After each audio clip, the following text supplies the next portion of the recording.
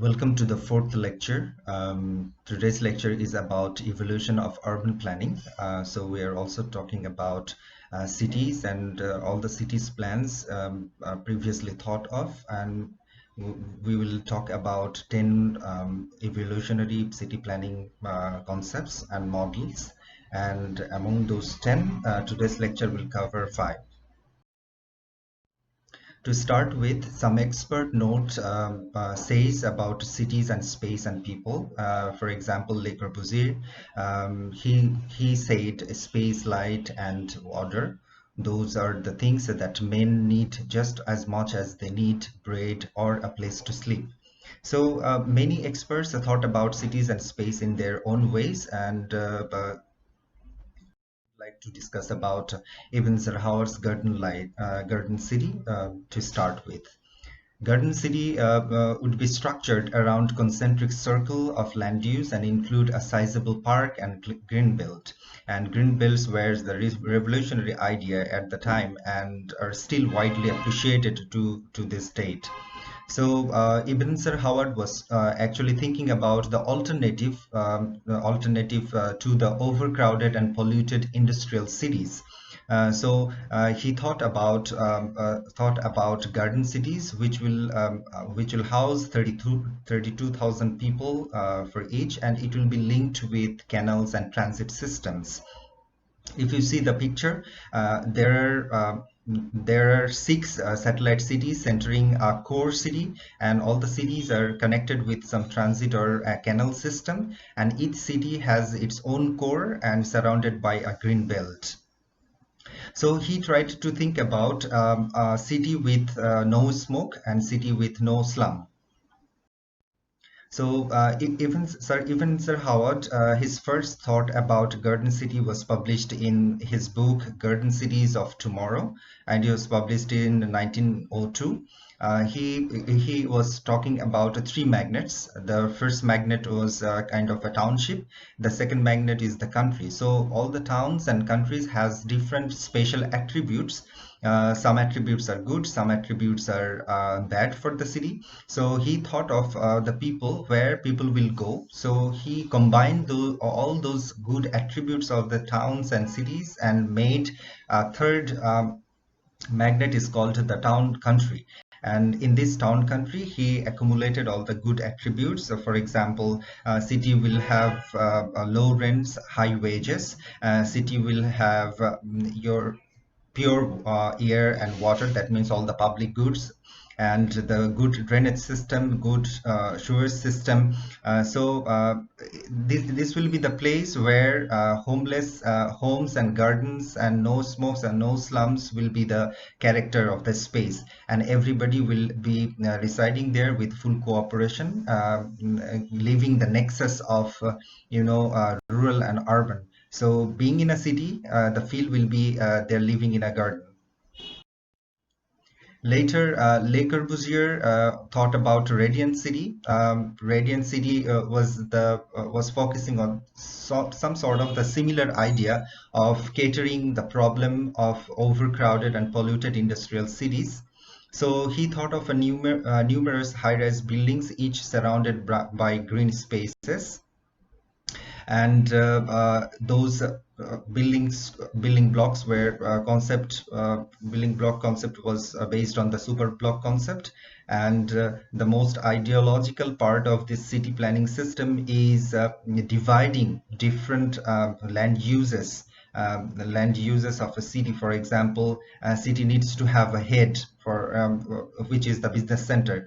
Then city needs to have the residential area, all these zigzag apartment blocks, and it will have to be connected with a thoroughfare, is a major avenue. And every segment of this city center, commercial areas, residential areas, and industrial areas, heavy industrial areas and light industrial areas, they are disconnected to each other, but in a way they are also connected with major thoroughfares or road network system. That was kind of an evolutionary thinking that a city needs to have all those kind of commercial, industrial, residential, and area for the people, those who are supporting the city. So it is argued that his idea is about living in a park, in a high-rise system, and there are a lot of examples. One of the biggest example is Protaigo housing project. This housing project was taken in St. Louis in 1956, and based on the idea of Le Corbusier, there are apartment blocks for social housing. Afterwards, there was a problem with the sociability, because people didn't feel like they're part of this bigger structural system, so eventually it has been failed. After this construction of those the social housing, after 18 years of construction, it has to be demolished.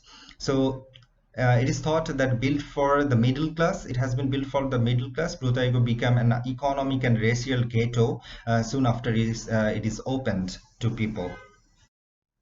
Then we can talk about Frank Lloyd's Wright's Broadacre City.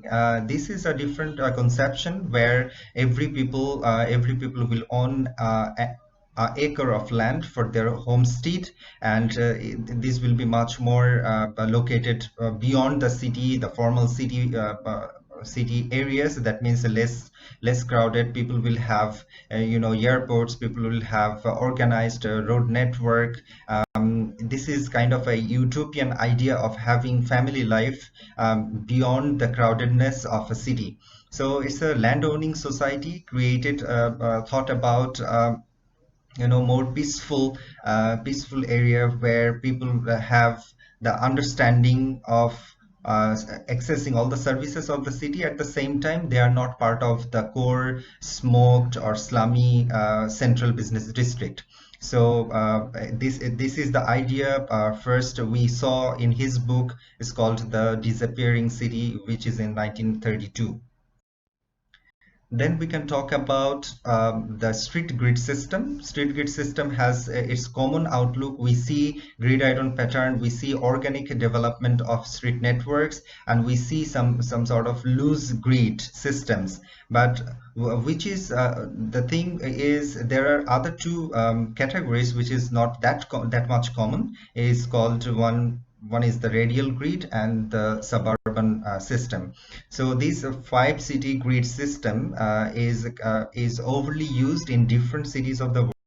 And for example, if we talk about San Francisco's grid system, is conveniently ignoring the city's irregular shaped coastline and topography. That means the contour system or the geomorphological system is not that much respected. So it has been divided into grids, and that was one of the initial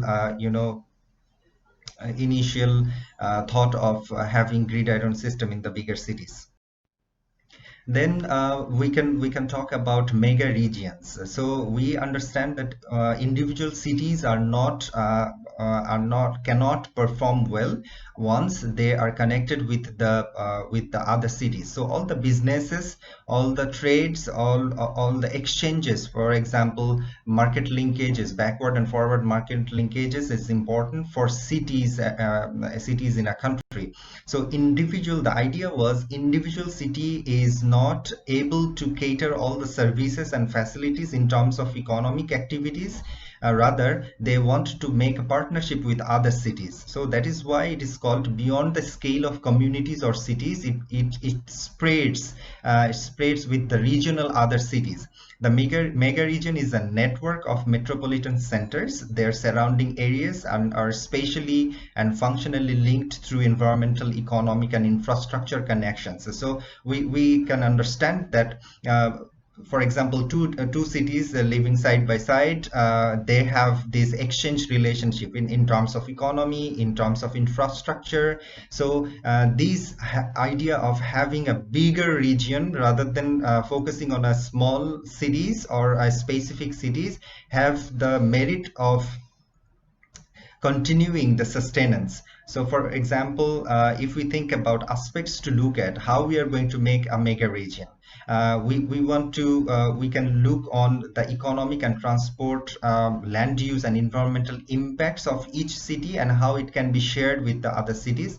Multiple modal transportation system is needed to make those cities more accessible and connected. Short and long distance travel can be encouraged, and multi-scale project, for example, major road network transportation thoroughfare, which can connect two cities in a row. This is what was part of today's lecture. If you want to go through this detail of this 5 models, then you can visit this website. So thank you so much.